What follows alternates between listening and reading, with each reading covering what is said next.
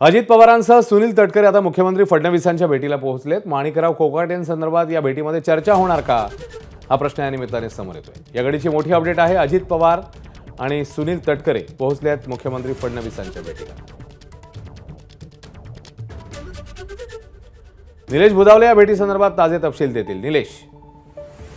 अश्विन, महानगरपालिकांच्या निवडणुका तोंडावर आहेत आणि याच अनुषंगानं आज अजित पवार आणि प्रदेशाध्यक्ष सुनील तटकरे मुख्यमंत्र्यांसोबत चर्चेसाठी गेलेले आहेत। अमित शहानं ज्या पद्धतीनं अमित शहाच्या बैठकीत ठरलं होतं की ज्या ज्या ठिकाणी युती करणं शक्य आहे त्या त्या ठिकाणी युती केली पाहिजे आणि त्याच अनुषंगानं आता ही बैठक असणार आहे। सध्या पुणे, पिंपरी चिंचवड, अमरावती या ठिकाणी महायुती होणार नाहीये। राष्ट्रवादी काँग्रेस पक्ष स्वबळावर जायच्या तयारीत आहे।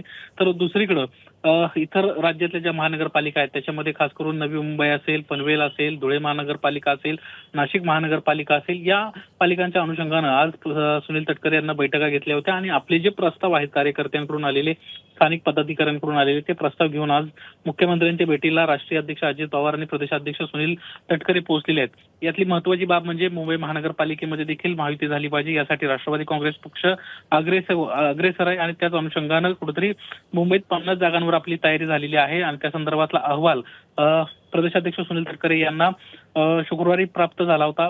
तो अहवाल घेऊन आता हे मुख्यमंत्र्यांच्या भेटीसाठी पोहोचलेले आहेत आणि या भेटीमध्ये मुंबई महानगरपालिकेच्या देखील अनुषंगानं चर्चा होणार आहे। एकंदरीतच मुंबई महानगरपालिका आणि राज्यभरातील पालिका निवडणुकांसाठी आजची ही बैठक अतिशय महत्त्वाची राहील। यासोबतच सध्या माणिकराव कोकाटेंच्या बाबतीत ज्या काही घडामोडी घडलेल्या आहेत त्या संदर्भात देखील या बैठकीत चर्चा होईल। अश्विन। निलेश, धन्यवाद या सगळ्या सविस्तर माहितीबद्दल। एबीपी माझा, उघडा डोळे बघा नीट।